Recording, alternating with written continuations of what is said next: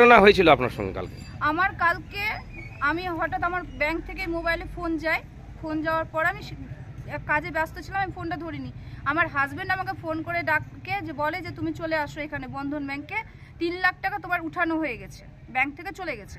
তখন আমি ব্যাংকে আসি, ব্যাংকে এসে আমি জানতে পারি শনিবার দিন, এই কেসটা শনিবার দিন হয়েছে। ব্যাংক আমাকে কালকে জানিয়েছে। কালকে আমি ব্যাংকে এসে প্রথমে যে আমার অ্যাকাউন্ট আছে সেটা আমি বন্ধ করি। বন্ধ করার পরে আমাকে সাইবার ক্রাইম ব্রাঞ্চে যেতে হয়, সাইবার ক্রাইম ব্রাঞ্চেও আমি যাই। তারপরে আমি এখানেও আসি, মানে রোদতোয়া থানাতেও আমি একটা কপি জমা দিয়েছি। এগুলো আমি করেছি। আমার অ্যাকাউন্ট থেকে কি হয়েছিল আমি জানি না।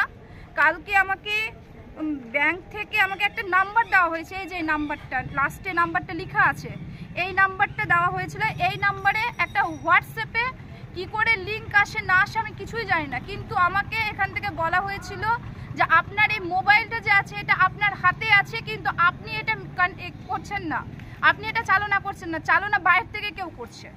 এটা আমাকে জানানো হয়েছে কালকে। আমি কতটা সত্যি কতটা মিথ্যা কি ব্যাপার আমি কিচ্ছু জানি না। কত টাকা ছিল অ্যাকাউন্টে? অ্যাকাউন্টে 5,97,000 সামথিং ছিল। কত টাকা আপনার কেটেছে? 3 লাখ টাকা কাটা হয়েছে 6 বারে। তা ছিল এটিএম বা মোবাইল লিংক? কোনো এটিএম আমি করিনি, অ্যাক্টিভ করিনি। আমি কোনো এটিএম পাইওনি।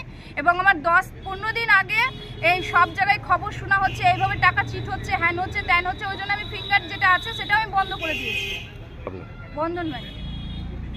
তখন বলছে আপনাকে সাইবারে যেতে হবে। আমি সাইবারে গেছি, সাইবার আমাকে বন্ধন ব্যাংক থেকে সাইবারে অনলাইনে একটা করে দিয়েছিল, নাম্বারটা 30-তে আমাকে করে দিয়েছিল। আপনি অভিযোগ জানিয়েছেন? হ্যাঁ, আমি এতেও মালদাতে গিয়েও আমি অভিযোগ করে এসেছি। আমি চাই মানে বিচার চাই, আমি টাকাটা চাই এবং যে করছে সেটাও আমি জানতে চাই।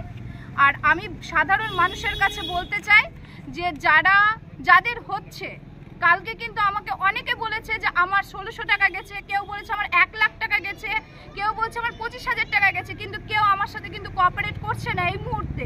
আমি চাই যার 1 টাকা গেছে সেও যাতে এসে একটা করে, তাহলে আর বাকিদের টাকাটা মার যাবে না। মানে পাবলিকের কাছে বলতে চাই যে এগিয়ে এসো, তোমরা নিশ্চিন্তে বলো, বলে একটা করো, বিচার করো।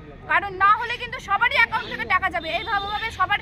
কারণ এখনকার দিনে বাচ্চাও জানে চাকরি বাকরি বলে কিছু নাই, যা করতে হবে খেটে করতে হবে। ব্যাংকেও যদি আমরা সেফ না থাকি আমরা কোথায় সেফ থাকবো?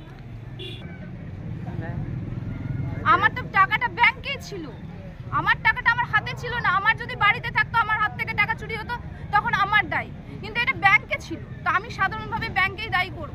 আপনার নাম? আমার নাম সঞ্চিতা কুমার। বাড়ি? বাড়ি দেবীপুর।